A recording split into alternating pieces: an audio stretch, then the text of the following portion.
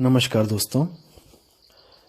तो आज आपको हम बताएंगे कि क्यों कुछ लोग कबीर साहब को अज्ञानी समझ लेते हैं, अधूरे समझ लेते हैं। क्यों कबीर साहब को वो अच्छी तरह समझ नहीं पाते कि वो क्या बात कर रहे हैं।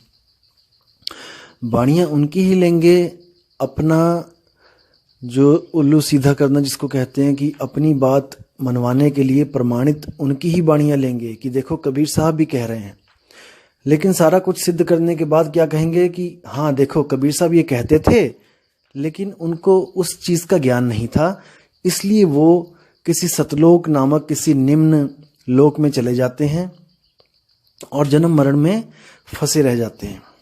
अब विचार करना दोस्तों, आपने देखा होगा कि कोई एक टीचर होता है जो पीएचडी करके आता है स्कूल में, और उसको पूरे स्कूल में हर क्लास के बच्चों को पढ़ाना होता है। वो 10वीं वालों को भी पढ़ाता है, अगला पीरियड जैसे होता है वो 12वीं वालों की कक्षा में जाता है, उसके बाद वो बीएससी वालों को भी पढ़ाता है। तो अलग अलग कक्षाओं में जाके वो अलग अलग बच्चों को ज्ञान देता है, ज्ञान समझाता है, लेकिन उसके ज्ञान में कोई कमी नहीं होती। वो पीएचडी कर चुका है। 10वीं वालों के पास जाके वो केवल 10वीं के सिलेबस के बारे में बताता है, और 12वीं वालों के पास जाकर वो केवल 12वीं के सिलेबस के बारे में बताता है, और बीएससी वालों को जाके वो बीएससी का सिलेबस समझाता है। तो अगर कोई कहे कि देखो उनकी वाणियों में उनके जो ज्ञान वो देते हैं, देखो 10वीं का ज्ञान है, उसमें 10वीं क्लास के बच्चों वाली बातें कर रहे हैं, तो वो बंदा उनको समझ नहीं पा रहा है। वो सोच रहा है कि वो केवल 10वीं तक की बात कर रहे हैं, इसलिए वो 10वीं में ही होंगे, शायद उनके पास 10वीं का ही ज्ञान है। और जो सोचता है कि देखो ये +2 या 12वीं की बातें कर रहे हैं, 12वीं का ज्ञान देते हैं, उनके नोट्स पढ़े होंगे कि टीचर ने क्या लिखा बच्चों को दिया, तो वो अपनी बुद्धि के अनुसार सोचता है कि शायद ये 12वीं तक ही पढ़े हैं। और जो बीएससी वाले हैं, वो उनके बारे में जब कोई पूछता है कि आपके टीचर कौन है, तो वो कहते हैं कि हमारे टीचर ये हैं और उनके ये नोट्स हैं। तो वो देखता है कि ये केवल बीएससी की पढ़ाई पढ़ा रहे हैं। हालांकि आपको भी पता है कि जो टीचर होता है वो पूर्ण होता है, और वो हर बच्चे को उसी के लेवल की बुद्धि के अनुसार पढ़ाता है। अगर कोई टीचर फर्स्ट क्लास के बच्चे को जाके 10वीं क्लास की पढ़ाई कराने लग जाए, तो वो आपको भी पता है कि वो समझ नहीं सकता। इन महाशय के साथ भी कुछ ऐसा ही अनहोनी घटना हो गई है, जो ये समझ नहीं पा रहे हैं कि कबीर साहब किसकी बात कर रहे हैं, कहाँ की बात कर रहे हैं। क्योंकि देखो धर्मदास की जो बुद्धि थी वो कहाँ तक काम करती थी। धर्मदास मूर्ति पूजा करते थे। आपको भी पता है कि धर्मदास और उनकी पत्नी जो थी वो मूर्ति पूजा करते थे। अब एक मूर्ति पूजक को तुम जाकर आत्मा परमात्मा की बात करोगे तो वो कभी नहीं समझ सकता, वो कभी नहीं जान सकता, क्योंकि उसको जो पुराने पंडितों ने, पुराने जो ऋषि मुनियों ने घोटा पिला रखा था कि ऐसे एक स्वर्ग होता है, वहां पर इंद्र होता है, और ये कृष्ण जी होते हैं, ये राम जी होते हैं, ये ऐसे पैदा हुए, ये ऐसे आए इस दुनिया में, ये लीला रची। तो इतना कुछ उनके दिमाग में भरा हुआ था कि वो आत्मा परमात्मा की बातों को नहीं समझ सकते थे। इसलिए कबीर साहब ने उनके ज्ञान को खट्टा करने के लिए, उनके ज्ञान को, जो उनको ज्ञान पढ़ा रखा था, जो रंग रखा था, उस रंग को फीका करने के लिए कबीर साहब ने एक कहानी की रचना करी। उस कहानी की रचना क्या करी कि एक सत्पुरुष था, सत्पुरुष के द्वारा ऐसे ऐसे हम पैदा हुए, और हम लोग काल के चक्कर में आके यहाँ फंस गए, और वही काल की जो घरवाली है वो शेरावाली माता है, और उसके 3 बच्चे हैं जो ब्रह्मा विष्णु महेश हैं, और उनसे ये सृष्टि चल रही है। और यही 5 हम सबको फंसाने के लिए ही ये सारी लीला करते हैं। जितने भी इन्होंने लीला करी हैं, ये सब जीव को फंसाने के लिए, अपने तक ही सीमित रखने के लिए ये लीला करते हैं। जब ये ज्ञान धर्मदास जी ने सुना और ये भी पूछा कबीर साहब से कि क्या ये सत्य है, देखो एक बार में विश्वास नहीं किया, उन्होंने समझाया कि हाँ यही सत्य है, तो उनके मन से इन 5 के लिए श्रद्धा खत्म हो गई। देखो पहले तो आपकी श्रद्धा खत्म करवानी पड़ेगी, जिन आप पुरानी श्रद्धाओं में लगे हुए हो। अब ये तो हो गई ये कहानी जो धर्मदास की श्रद्धा खत्म करने के लिए बताई गई, क्योंकि धर्मदास के पास इतना विवेक नहीं था कि वो आत्मा और परमात्मा को समझ सके। क्योंकि अगर इतना विवेकी होता तो पत्थरों को पूछता ही ना, वो पत्थरों की तरफ देखता ही ना। उसको पता होना चाहिए था कि जड़ और चेतन में क्या फर्क है। पत्थर निर्जीव है, पत्थर तो अपनी सफाई खुद भी नहीं कर सकता। आप मूर्ति बना लो, उसकी भी सफाई एक चेतन आत्मा से ही करवाई जाती है। एक चेतन जीव से ही करवाई जाती है। इसलिए इन महाशय ने क्या सोचा कि सतलोक जो है वो वही लोक है जहां से कबीर साहब आते हैं। देखो, अब इन्होंने एक वीडियो में और बोला कि जो पुरुष जहां से आता है वहीं तक उसकी सीमित होती हैं शक्तियां, वो किसी और लोक में नहीं जा सकता। जहां से जो पीर फकीर आया है जिस लोक में, वो उसी लोक की वाणी कथेगा और अपने ही लोक तक वो लेके जाएगा।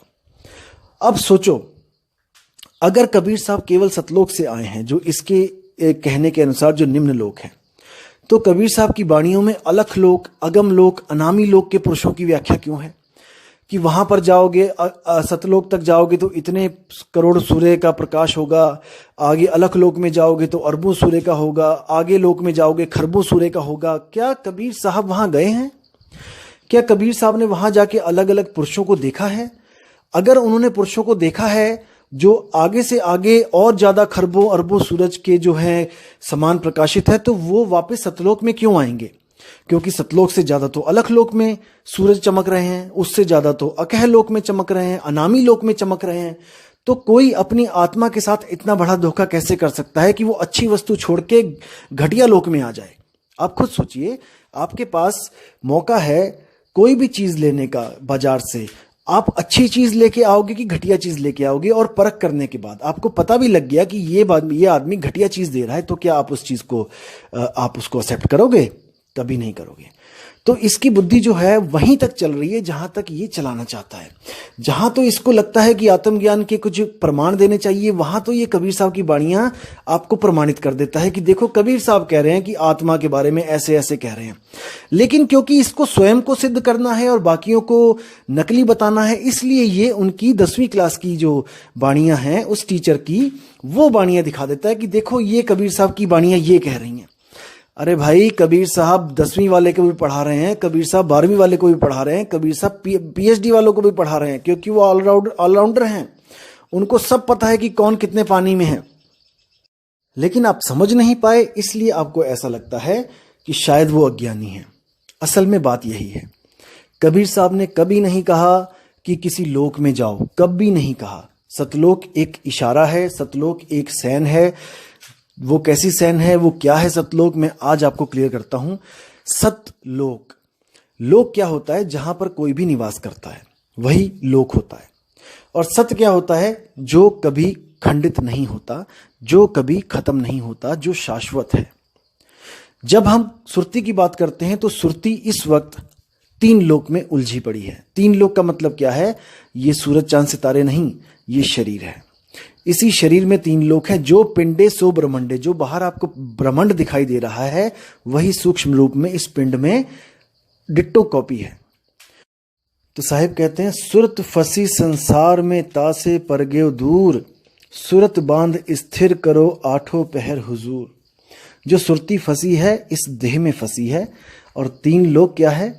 3 लोक है देह में, रोम रोम में धाम, सतगुरु बिन ना पाइये सार शब्द निज नाम।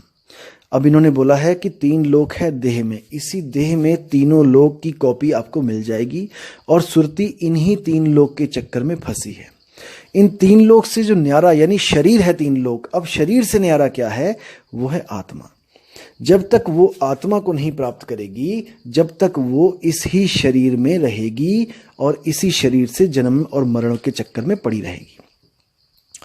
तो दिक्कत यहां पे आती है कि ये अपने अलावा किसी की भी बात को सत्य नहीं मानना चाहते हैं। दिक्कत ये है, ये चाहते हैं कि इनको जो अनुभूति हो गई है बस वही परम सत्य है। ये एक तरह से स्वयंभू बन गए हैं, स्वयंभू। तो स्वयंभू के लिए कबीर साहब ने बोला है कि बड़े बड़े स्वयंभू यहाँ पे आए जिन्होंने बिना गुरु के ज्ञान प्राप्त किया, जैसे महात्मा बुद्ध भी थे। तो उन स्वयंभू, वो स्वयंभू भी उस तत्व को नहीं प्राप्त कर पाए जो निहित तत्व है, जो तत्वों से परे है। उसको तत्व क्यों बोला? क्योंकि उसकी भी कोई हस्ती है। जैसे 5 तत्वों की अपनी अपनी हस्ती है, वैसे ही उसकी भी अपनी हस्ती है, लेकिन वो इन 5 तत्वों जैसा नहीं है। ये 5 तत्व माया के अधीन है, ये बदलते रहते हैं, ये बनते और बिगड़ते रहते हैं। लेकिन वो जो निहित तत्व है वो बनने और बिगड़ने से न्यारा है। वो कभी नहीं बनता बिगड़ता, इसीलिए उसको सच्चा शब्द बोला गया है, सच्ची नाद बोली गई है, सच्ची धुन बोली गई है। लेकिन ये धुन अनहद धुन से कैसे अलग है, ये आपको मैं अगली वीडियो में बताऊंगा, क्योंकि अभी धुन में भी कंसेप्ट क्लियर करना है कि धुन क्या होती है। आधों को तो ये भी नहीं पता है कि धुन होती भी है, और कुछ को पता है कि धुन होती है, लेकिन धुन और धुन में फ़र्क है। सार शब्द की धुन और अनहद धुन में फ़र्क है। वो क्या फ़र्क है वो अगली वीडियो में आपके साथ शेयर करूंगा। तब तक के लिए आप इस वीडियो पे विचार करें, और कोई भी सवाल हो तो आप मुझे मेल कर सकते हैं। साहिब बंदगी सतनाम।